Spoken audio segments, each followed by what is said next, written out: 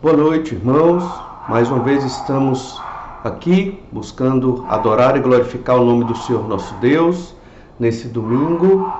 É um tempo importante para nos reunirmos, ouvirmos o estudo da palavra do Senhor e meditar naquilo que Deus quer para nós. Espero que todos estejam bem, conseguindo passar por essa quarentena, quase um mês. Aqueles que estão guardando consistentemente, certamente devem estar já entendendo e percebendo algumas dificuldades na quarentena, mas eu sei que tem alguns que têm que trabalhar e ainda devem sair de casa, devem estar observando também como está a nossa sociedade. Sei que essa pandemia tem afetado a muitos de nós, mas louvado seja o nome do Senhor Deus, que tem nos guardado, nos ajudado, cuidado em todos os momentos. Mas hoje à noite nós queremos continuar estudando o livro do profeta Jonas. Jonas também estava passando por uma grande dificuldade na sua vida. Dificuldade, penso eu, que ele mesmo causou quando não obedeceu à vontade de Deus. Nós estudamos no início desse livro, do verso 1 ao 3, do capítulo 1 do livro do profeta Jonas, que o profeta fugiu da vontade de Deus. Deus mandou para ele uma missão muito difícil, uma missão muito complicada, ir a Nínive, proclamar a salvação àquela cidade, mas era uma cidade muito diferente, era uma cidade muito grande, e por que não dizer o que é realmente comprovado historicamente, era uma cidade de um povo guerreiro, um povo violento e inimigos da nação de Israel. Então Jonas, ele estava realmente atemorizado. Jonas não queria ir lá na cidade de Nínive proclamar a mensagem de Deus. Nós vimos que a mensagem de Deus era uma mensagem de juízo a princípio, mas como todos nós já lemos esse livro da Bíblia, sabemos muito bem que a cidade veio a crer no Senhor. Então, uma mensagem de juízo que gerou uma transformação na vida daquele povo, do rei até as pessoas mais simples da cidade, e muitos ali creram no nome do Senhor. Jonas, no entanto, não queria ir pregar para aquela cidade, e então ele fugiu, foi para o porto de Jope. De Jope pegou um navio e foi para Tarsis, no sul da Espanha, muito provavelmente uma cidade conhecida na antiguidade como Tarseto, uma cidade comercial ali. E então ele pagou para ir naquele navio, um navio com a tripulação de marinheiros, e foi para a cidade de Tarsis. No entanto, no meio do caminho, acontecem alguns eventos, e são esses eventos que nós vamos ler agora. Então vamos fazer uma leitura de todo o capítulo 1 do livro do profeta Jonas e vamos observar o que o Senhor quer nos ensinar através dessa história tão maravilhosa. Jonas, capítulo 1, versículo 1, diz assim: Veio a palavra do Senhor a Jonas, filho de Amitai, dizendo: Dispõe-te, vai à grande cidade de Nínive e clama contra ela, porque a sua malícia subiu até mim. Jonas se dispôs, mas para fugir da presença do Senhor para Tarsis. E tendo descido a Jope, achou um navio que ia para Tarsis. Pagou, pois, a sua passagem e embarcou nele, para ir com eles para Tarsis, para longe da presença do Senhor. Mas o Senhor lançou sobre o mar um forte vento, e fez-se no mar uma grande tempestade, e o navio estava a ponto de se despedaçar. Então os marinheiros, cheios de medo, clamavam cada um ao seu Deus, e lançavam ao mar a carga que estava no navio, para o aliviarem do peso dela. Jonas, porém, havia descido ao porão e se deitado e dormia profundamente. Chegou-se a ele o mestre do navio e lhe disse: Que se passa contigo? Agarrado no sono? Levanta-te, invoca o teu Deus, talvez assim esse Deus se lembre de nós, para que não pereçamos. E diziam uns aos outros: Vinde e lancemos sortes, para que saibamos por causa de quem nos sobreveio este mal. E lançaram sortes, e a sorte caiu sobre Jonas. Então lhe disseram: Declara-nos agora por causa de quem nos sobreveio este mal. Que ocupação é a tua? De onde vens? Qual a tua terra? E de que povo és tu? Ele lhes respondeu: Sou hebreu e temo ao Senhor, o Deus do céu, que fez o mar e a terra. Então os homens ficaram possuídos de grande temor e lhe disseram: Que é isto que fizeste? pois sabiam os homens que ele fugia da presença do Senhor, porque ele o havia declarado. Disseram-lhe: que te faremos para que o mar se nos acalme? Porque o mar se ia tornando cada vez mais tempestuoso. Respondeu-lhes: tomai-me e lançai-me ao mar, e o mar se aquietará, porque eu sei que por minha causa vos sobreveio esta grande tempestade. Entretanto, os homens remavam, esforçando-se por alcançar a terra, mas não podiam, porquanto o mar se ia tornando cada vez mais tempestuoso contra eles. Então clamaram ao Senhor e disseram: ah, Senhor, rogamos-te que não pereçamos por causa da vida deste homem, e não faças cair sobre nós este sangue, quanto a nós inocente, porque tu, Senhor, fizeste como te aprouve. E levantaram a Jonas e o lançaram ao mar, e cessou o mar da sua fúria. Temeram, pois, estes homens em extremo ao Senhor, e ofereceram sacrifícios ao Senhor, e fizeram votos. Deparou o Senhor um grande peixe, para que tragasse a Jonas, e esteve Jonas 3 dias e 3 noites no ventre do peixe. Então essa é a história que se segue a fuga de Jonas.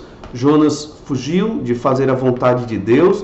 Em lugar de ir para Nínive, ele foi exatamente para o lado oposto. Nínive ficava no oriente, ele foi para o extremo ocidente, os limites do mundo conhecido, o mundo antigo na época, porque ele não queria fazer a vontade de Deus.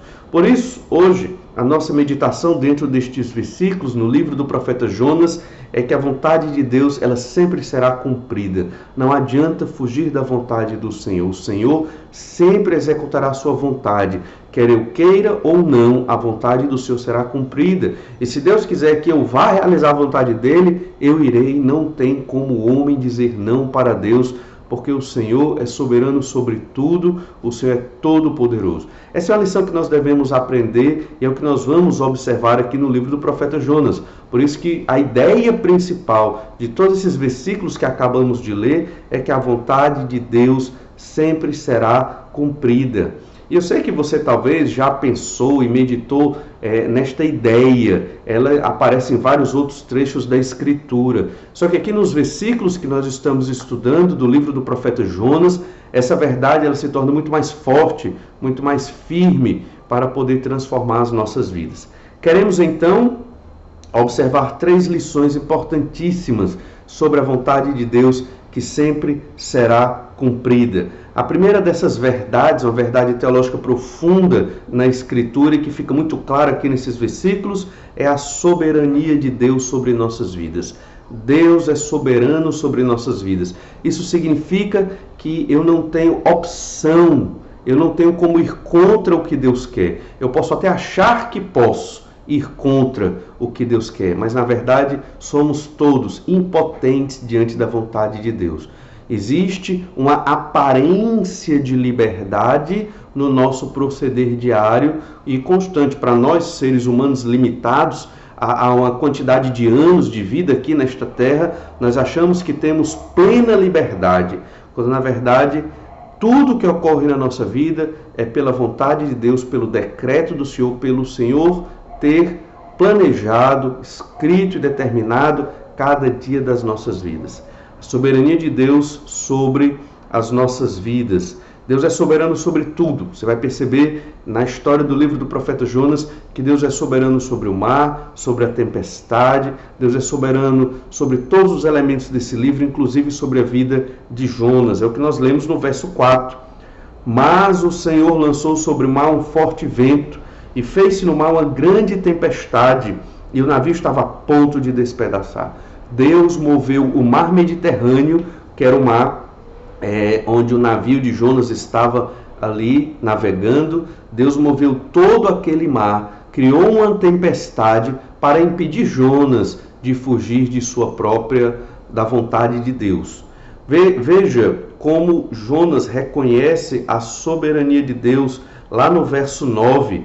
Mais adiante, Jonas diz: sou hebreu e temo a Deus, o Deus do céu, que fez o mar e a terra. Ele reconhece quem é Deus, o Criador do mar e da terra. Um detalhe importantíssimo aqui é que normalmente na Bíblia Sagrada se fala que o Senhor é Criador da terra e do mar. mas nesse caso Jonas coloca do mar e da terra, certamente para reforçar o ambiente, o cenário em que eles estão vivendo. O mar, no meio, estão num barco, a tempestade terrível, e isso certamente fez com que Jonas colocasse o mar em primeiro lugar na descrição da soberania de Deus. Deus é soberano sobre o mar e por isso está acontecendo aquela tempestade.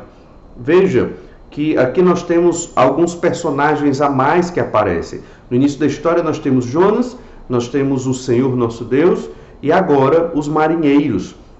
Jonas certamente pagou para uma equipe profissional de marinheiros levá-lo para Tarsis. Ele era um dos tripulantes, talvez o único de uma equipe de marinheiros ali que coordenava aquele navio. Certamente esses marinheiros eles eram bem experientes, eles faziam essa viagem cruzando praticamente todo o mar Mediterrâneo, que na época era muita água, hoje ainda é, obviamente, mas em comparação com os oceanos é bem menor. No entanto, era o grande mar daquela época.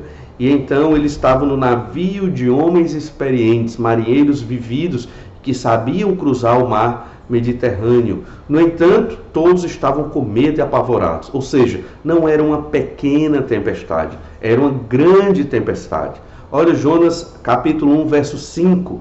Então os marinheiros, cheios de medo, clamavam cada um ao seu Deus e lançavam ao mar a carga que estava no navio para o aliviarem do peso dela. Jonas, porém, havia descido ao porão e se deitado e dormia profundamente. Certamente, os marinheiros ali estavam jogando as cargas porque queriam aliviar o peso do navio para que o navio não tombasse. Era uma estratégia comum, era uma estratégia típica dos marinheiros no meio das tempestades. Outra questão muito importante é que esses marinheiros eles eram idólatras, eles estavam clamando aos seus deuses. Alguns acreditam que eles eram fenícios, porque os fenícios eram experientes, eram um povo de navegadores e eram experientes em navegar no mar Mediterrâneo.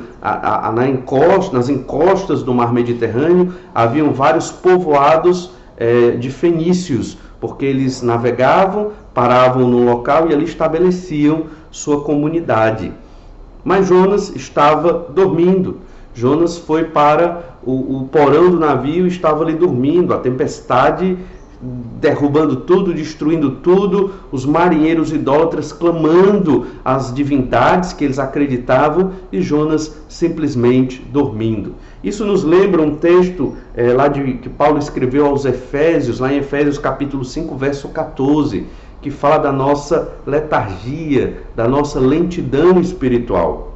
Olha o que diz Efésios 5,14. Pelo que diz, desperta, ó tu que dormes, levanta-te de entre os mortos e Cristo te iluminará. Jonas fugiu da presença do Senhor e estava tranquilo. Foi até dormir e dormiu profundamente. Não havia angústia no coração de Jonas, não havia pesar pelo que ele havia feito. Jonas estava em pecado e não sentia nenhuma diferença na sua vida. Ele estava tranquilo. Isso deve nos alertar, irmãos, para alguns critérios que usamos para medir a nossa comunhão com Deus, a nossa vida espiritual. Às vezes dizemos para nós mesmos, estou bem, estou tranquilo, estou em paz, tenho tranquilidade na minha vida, tenho fartura, ou seja, Deus deve estar me abençoando. Nem sempre acontece assim. Podemos estar longe da vontade de Deus, podemos estar desobedecendo ao Senhor, pecando terrivelmente e ainda assim sentirmos paz e tranquilidade. Por que isso acontece? Porque o nosso coração é terrivelmente pecaminoso, nos engana, nós nos enganamos e perdemos a objetividade da vontade de Deus nas nossas vidas. Jonas estava tranquilo, foi dormir profundamente. Você já perdeu o sono na sua vida? Certamente, eu acredito que em algum momento você deve ter perdido o sono. Ou por causa de alguma dívida que tinha que pagar, estava sem dinheiro. Ou perdeu o sono por causa da doença do seu filho estava doente, você não conseguiu dormir, preocupado da febre aumentar, de a febre aumentar ali no seu filho. Ou por outras situações que devem ter acontecido na sua vida. Quando ficamos preocupados com algo que nos aflige, nós perdemos o sono. Não deveríamos, porque tem o Senhor por nós, mas acontece porque somos pecadores mesmo. Jonas desobedeceu à vontade de Deus, a vontade clara e revelada. Ele fugiu para o outro lado, mas ele não teve peso na consciência. Ele não se abalou, ele dormiu tranquilamente no meio de uma terrível tempestade onde marinheiros experientes estavam com medo. Irmãos, que isso seja um alerta para nossas vidas, de como nos avaliar em relação à nossa obediência a Deus. Não é pelo que você sente, mas é pelo que a Bíblia diz. Se a Bíblia diz que determinada atitude ou postura na vida é um pecado, mesmo que você esteja se sentindo bem, você deve entender que aquilo é um pecado e deve deixar o pecado imediatamente. Mas seguindo na nossa história, observe que Jonas, capítulo 1, versículo 6, chega o mestre, o capitão do navio, e vai falar com Jonas. Olhe Jonas, capítulo 1, verso 6. Chegou-se a ele o mestre do navio e lhe disse: que se passa contigo? Agarrado no sono, levanta-te, invoca o teu Deus. Talvez assim esse Deus se lembre de nós, para que não pereçamos. O capitão do navio estava com medo. Ele pediu para que todos suplicassem aos seus deuses, inclusive Jonas. Aqui, na cabeça daquele capitão, o Deus de Jonas era somente mais um Deus. Mas quanto mais melhor, na cabeça daquele idólatra. Quanto mais melhor, porque ele poderia buscar esse Deus poderia, o Deus de Jonas, o nosso Deus, o único Deus, poderiam livrá-los daquela tempestade, daquela extrema dificuldade em que eles estavam vivendo. Veja, um incrédulo, um idólatra, clamando a Jonas, exortando Jonas para que Jonas orasse ao seu Deus. Como o profeta, que era crente no Senhor, mas como aquele profeta estava longe da vontade de Deus, fugindo de pregar para os ninivitas, fugindo da vontade de Deus, e não tinha condição nem de orar. Foi necessário um não crente exortá-lo para que ele viesse orar no meio de tão grande dificuldade e tempestade. Olha o verso 7, Jonas 1:7. E diziam uns aos outros: vinde e lancemos sorte, para que saibamos por causa de quem nos sobreveio este mal. Lançaram sorte, e a sorte caiu sobre Jonas. Jonas já devia estar imaginando que ele era o grande problema. Jonas já devia estar percebendo que ele era o pecador que estava atraindo a ira de Deus contra aquele navio. Lançar sortes aqui era um costume típico da época. Os israelitas fizeram isso muitas vezes, entendendo que lançar sortes apresentava a vontade de Deus ali, visto que na época eles não tinham essa concepção do acaso, a não ser mais à frente os gregos, com a moira, o destino, mas era bem diferente do acaso que nós conhecemos hoje. O fato é que lançar sortes aqui não tem nada a ver com o acaso, com o destino em si, mas tem a ver com a vontade dos deuses. Por isso eles tinham essa compreensão. Os deuses estão irados para conosco, alguém aqui irou os deuses, vamos então lançar sorte para ver quem é a pessoa que está sendo o grande mal dentro deste navio. De tudo isso nós percebemos que a soberania de Deus, ela está sobre nossas vidas. Não tem como fugir do Senhor. Deus manda uma tempestade, Deus manda um sofrimento, Deus manda uma perseguição, uma enfermidade. Não sabemos ao certo o que, mas Deus controla as nossas vidas, mesmo quando queremos fugir da vontade do Senhor. Aqui é o caso específico de Jonas. É claro que em muitos momentos Deus permite, Deus tem paciência, Deus é longânimo para com os nossos erros. Mas não significa que o Senhor não está observando, não está vendo os nossos pecados. Pelo contrário, Deus sabe tudo o que acontece na nossa mente e coração. A palavra ainda nem chegou à língua, Deus já a sabe toda. Então o Senhor é soberano sobre tudo, não tem como fugir da presença de Deus. Ele vai nos fazer seguir a sua vontade, o seu plano eterno. Isso, irmãos, embora esteja parecendo difícil para Jonas e para aqueles marinheiros, essa dificuldade nós veremos que se tornará em uma grande bênção. O plano de Deus, a vontade de Deus, mesmo quando parece difícil, se configurará numa enorme bênção, porque sempre a vontade de Deus é abençoadora, mesmo no meio do sofrimento e da dificuldade. Vejamos então a segunda verdade, uma segunda lição que nós observamos nessa história de Jonas, Jonas fugindo da vontade do Senhor. A segunda verdade, e talvez seja o principal, creio eu que é o principal dessa história, é o temor de Deus. Devemos temer a Deus pelo seu poder. Perdeu-se muito o entendimento do que é o temor do Senhor. A literatura sapiencial na Bíblia, o livro de Provérbios, Eclesiastes e outros, os Salmos, nos mostram que devemos temer a Deus. Todo o Pentateuco aponta para a ideia de que nós, crentes no Senhor, devemos temer a Deus e todos os povos da terra deveriam temer ao Senhor. É muito provável que esta pandemia tenha surgido para que a humanidade se volte para temer a Deus. As explicações até hoje são muito científicas, até porque vivemos num período do discurso científico, do método científico. Deus foi colocado de fora da história da humanidade e o ser humano tenta resolver os seus problemas por si mesmo, com a sua própria racionalidade e inteligência. Não estou dizendo que a ciência é completamente errada ou desprovida de utilidade, de modo nenhum. A ciência tem a sua utilidade, mas ela se valida quando glorifica o nome do Senhor nosso Deus. Ela não tem como responder tudo. O Senhor nosso Deus tem todas as respostas. Então devemos compreender esta pandemia não somente à luz da ciência, mas também da vontade soberana de Deus. Que muitos têm morrido. Isso é terrível. Para nós, humanidade é uma tragédia, mas entendemos na perspectiva de Deus que essa é a vontade do Senhor, ou seja, sempre será boa, sempre será perfeita, sempre será agradável, apesar de não compreendermos tudo. Essa deve ser, irmãos, a nossa confiança no meio das dificuldades. O Senhor nosso Deus é soberano e Ele quer que a humanidade o tema no sentido de ter medo mesmo do poder de Deus, o tema no sentido de crer no Senhor. Temer a Deus envolve crer no Senhor, confiar no Senhor, porque Ele é o Todo-Poderoso. Observe Jonas capítulo 1, verso 8, sobre o temor a Deus pelo seu poder. Já observamos a soberania de Deus nas nossas vidas, observemos agora o temor de Deus pelo seu poder. Jonas capítulo 1, verso 8. Então lhe disseram: declara-nos agora por causa de quem nos sobreveio este mal, que ocupação é a tua, de onde vens, qual a tua terra e de que povo és tu? Muito importante observar essas perguntas que o capitão do navio e talvez aqueles marinheiros fizeram a Jonas. São perguntas muito significativas, são perguntas muito importantes dentro de todo o contexto ali em que eles estavam vivendo e sofrendo.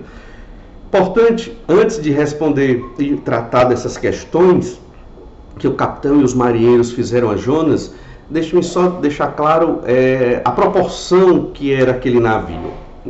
O navio estava indo de Jope a Tarsis, também conhecido como Tarsetos. Então era uma viagem longa, cruzava todo o mar Mediterrâneo. Então, para cruzar o mar Mediterrâneo, devia ser no mínimo um navio de porte médio, que na época deveria ter no mínimo, entre tripulação e passageiros, 100 pessoas. Então estamos falando aqui de um universo de 100 pessoas num navio no meio de uma terrível tempestade. As perguntas feitas aqui a Jonas, qual a tua ocupação, de onde vens, qual a tua terra e de que povo és tu, são perguntas que têm a ver com algo que nós chamamos de teologia da terra. Como assim teologia da terra? Na antiguidade, cada terra possuía um deus, ou melhor dizendo, vários deuses naquela terra. E cada povo era um povo de uma terra e possuíam as suas divindades. Então, quando um povo lutava contra outro povo numa guerra, uma nação contra outra nação, era uma guerra entre deuses. Os deuses também lutavam. Assim era a mentalidade dos povos da antiguidade. Quem vencia a guerra é porque tinha um Deus mais poderoso. Então essas perguntas, qual é a tua terra, qual é o teu povo, se refere a saber quem era o Deus ali de Jonas, quem era o Deus do profeta Jonas. Eles queriam conhecer esse Deus tão poderoso que fazia uma tempestade terrível como aquela. Importante também que eles queriam saber a ocupação de Jonas, e Jonas certamente revelou que era um profeta, revelou que era hebreu, revelou que era temente a Deus, o Deus do mar e da terra. Essa foi a resposta de Jonas. Os idólatras possuíam vários deuses. Jonas, no entanto, cria somente no Senhor, no Deus de Israel. Veja então no verso 9. Ele lhes respondeu: sou hebreu e temo ao Senhor, o Deus do céu, que fez o mar e a terra. O temor a Deus, o distintivo de todo aquele que era crente no Antigo Testamento. Dizer eu temo a Deus significa eu sou crente no Senhor, Criador do céu e da terra. Dizer que Deus criou o céu e a terra ia contra todo o entendimento idólatra dos povos da antiguidade. Os povos da antiguidade, eles tinham uma outra concepção de criação do mundo. Eles acreditavam de modo geral, tanto assírios, sumérios, babilônios, gregos e tantos outros povos da antiguidade, eles tinham um entendimento de que o mundo foi formado pela briga dos deuses. Deuses lutaram entre si, uns venceram os outros, e com o resto que sobrou dos deuses que foram destruídos, criou-se o céu e a terra. Assim acontecia com os babilônios, esse era o pensamento dos caldeus, assim eram as cosmogonias, que é o nome técnico que se dá a esse entendimento da criação do céu e da terra a partir das mitologias idólatras desses povos da antiguidade.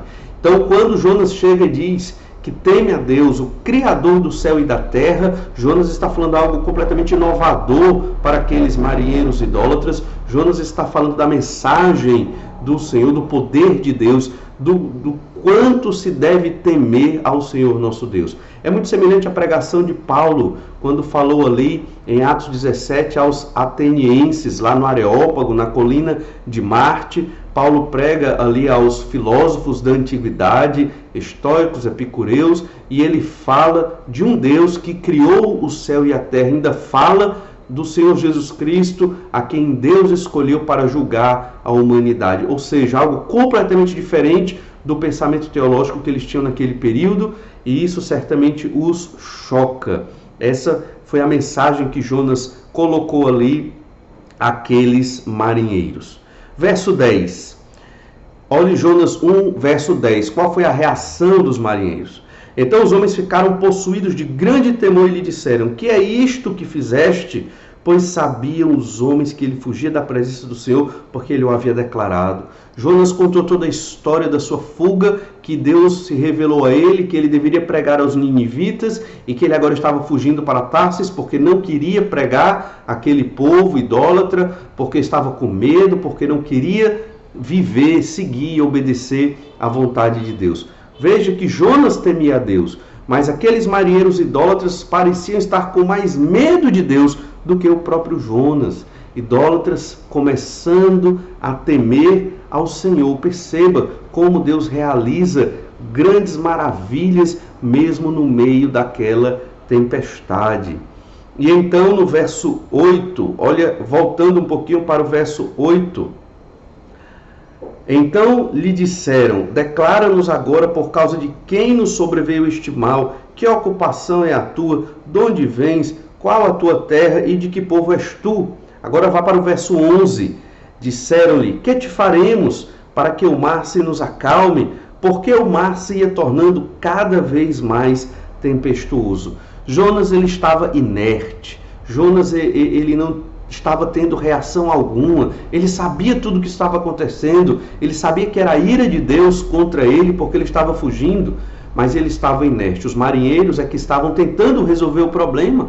Eles queriam saber quem era o mal que estava ali naquele navio, o pecador que estava trazendo a ira de Deus contra todos eles. Tiraram sortes, caiu em Jonas.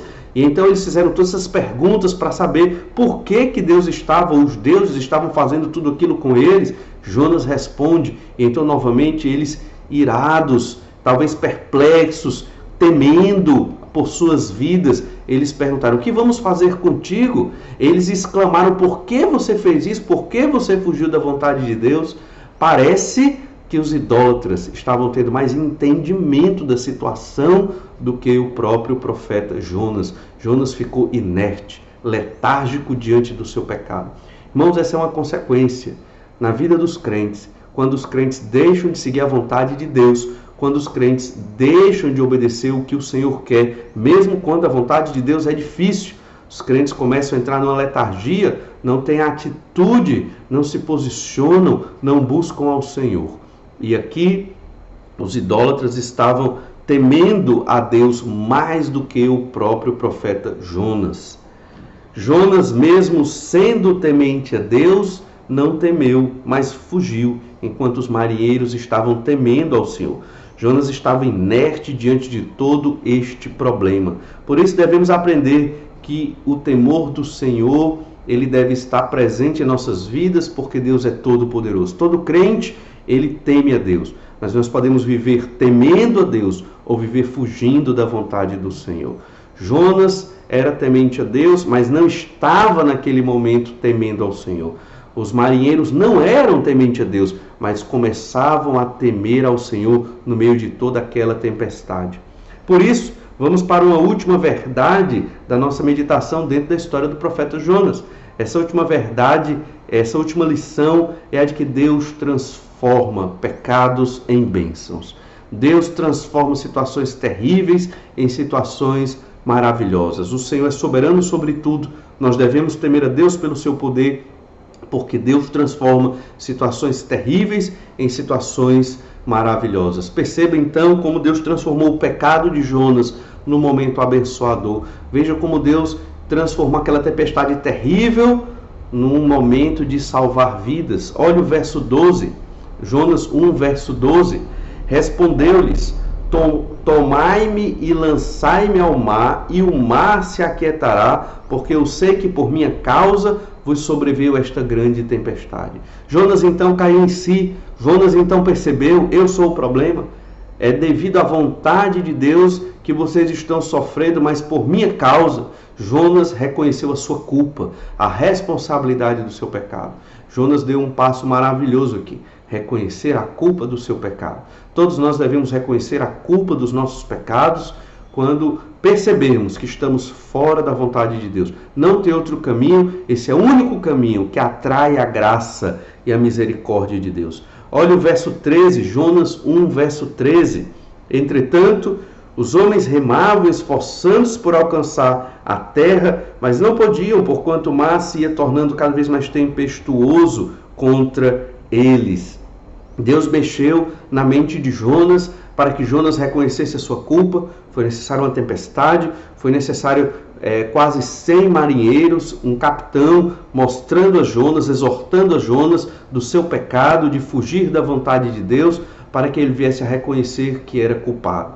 Os marinheiros, no entanto, pareciam muito justos. Eles não queriam jogar Jonas no mar. Provavelmente porque estavam com medo do Deus de Jonas, temendo a Deus, porque se ele era um profeta do Senhor e ele fosse lançado no mar, era muito possível, era bem provável que eles fossem castigados por matar um profeta do Senhor.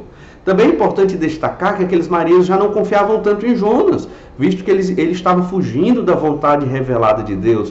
Como confiar num profeta que foge do seu Senhor? Então eles estavam querendo uma outra solução. Eles estavam remando para a margem. É muito provável, remando para a terra. É muito provável que eles ainda não chegaram a adentrar muito longe no mar Mediterrâneo. Então eles entendiam que dava tempo de voltar e poupar a vida de Jonas e poupar suas próprias vidas. Mas a tempestade os impedia. Deus não permitiu que eles voltassem, porque esta não era a solução. Deus sabia qual era a resposta para todos aqueles problemas, para o pecado de Jonas, para o pecado dos marinheiros, e Deus queria transformar uma situação de pecado em uma grande bênção. Verso 13 mostra: entretanto os homens remavam, esforçando-se por alcançar a terra, mas não podiam, porquanto o mar se ia tornando cada vez mais tempestuoso contra eles. Olha o verso 14. Então clamaram ao Senhor e disseram: Ah, Senhor, rogamos-te que não pereçamos por causa da vida deste homem. Não faças cair sobre nós este sangue, quanto a nós inocente, porque tu, Senhor, fizeste como te aprouve. Veja como estes marinheiros, em pouco tempo, eles estavam conhecendo profundamente a Deus. Eles não queriam matar Jonas, eles não queriam ter a culpa da morte do profeta sobre eles. Eles estavam entendendo que Deus faz o que aprouve ao Senhor, ou seja, Deus faz a vontade dele. Eles estavam reconhecendo a soberania de Deus, eles estavam temendo a Deus e agora eles estavam orando, clamando a Deus. Clamar aqui é uma oração em gritos. Eles estavam suplicando ardentemente a Deus para que os livrasse. No começo da história, no começo dessa tempestade, no meio do mar Mediterrâneo, os marinheiros clamaram aos seus deuses. Agora no verso 14, eles estavam clamando ao Senhor Deus, Criador do mar e da terra. Quão grande transformação estava acontecendo aqui. Nós não sabemos quantas horas se passaram, quanto tempo se passou, mas o fato é que parece que não foi tanto tempo assim.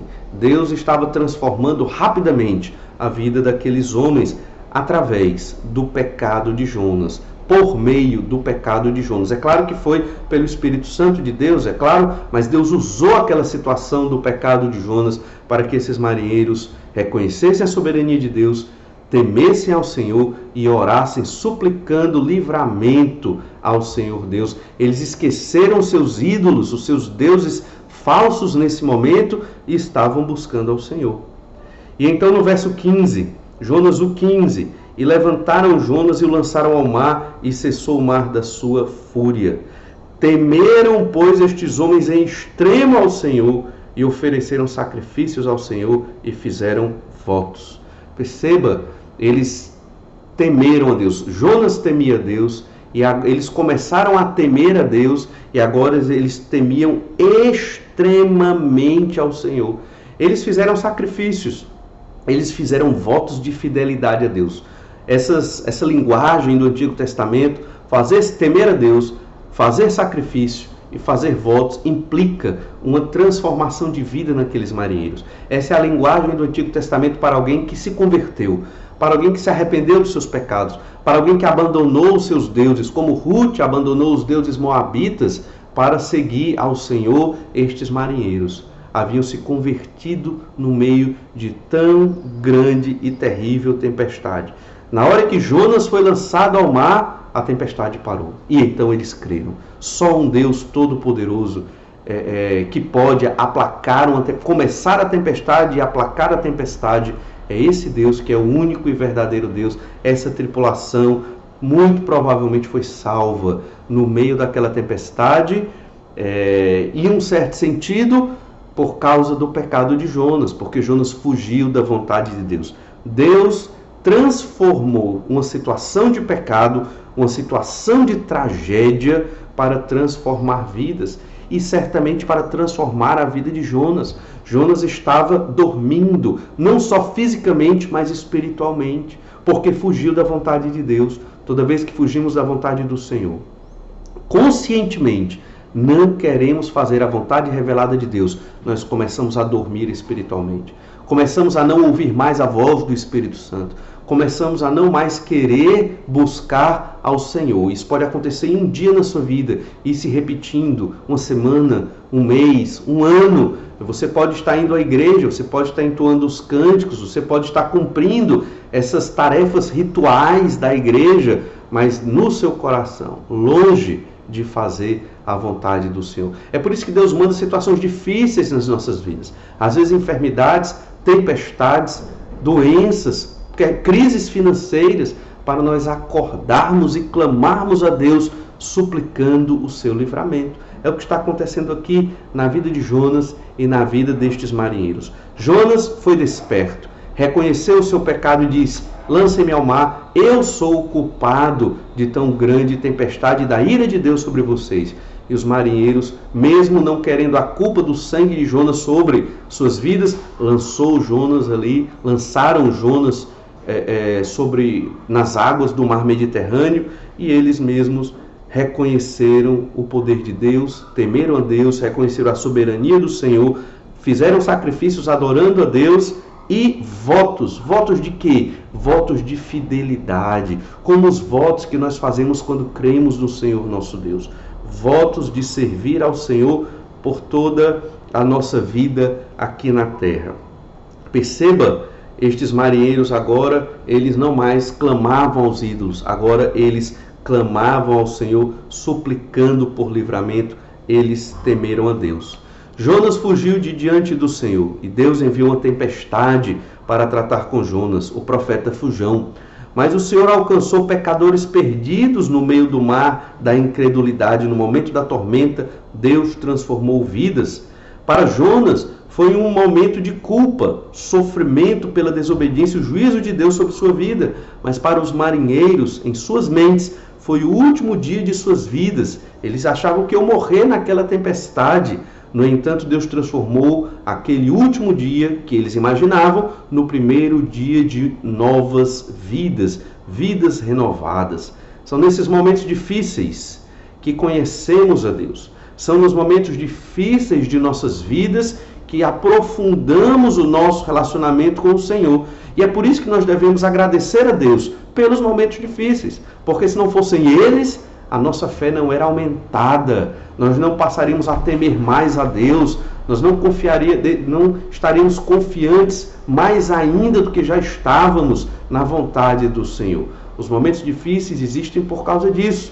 Não desprezemos os momentos difíceis, as tribulações, as provações, as dificuldades. Louvemos a Deus quando passamos por sofrimentos. Louvemos a Deus quando tivermos que ser perseguidos, porque o Senhor está nos amadurecendo, o Senhor está nos fortalecendo, nos ensinando da sua soberania, do temor a Deus e de que Ele transforma dias difíceis em momentos de extrema paz e livramento. E então, no verso 17, deparou o Senhor um grande peixe para que tragasse Jonas, e esteve Jonas 3 dias e 3 noites no ventre do peixe. Jonas também achou que aquele era o último dia da sua vida, mas Deus teve misericórdia de Jonas. Esse livro, irmãos, o livro do profeta Jonas, na verdade é mais sobre Deus do que sobre Jonas. Jonas é um coadjuvante para que o Senhor seja glorificado e exaltado. Jonas é apenas uma peça para que nós aprendamos mais de quem é o Senhor nosso Deus. Deus teve misericórdia de Jonas ao mandar aquele grande peixe. O grande peixe não foi o juízo de Deus, mas o livramento, para que Jonas tivesse oportunidade de suplicar o perdão a Deus. Veja como Deus transforma pecados em bênçãos, dias terríveis de ira, de tribulação, de tempestades, em dias de paz, de tranquilidade e de um horizonte maravilhoso.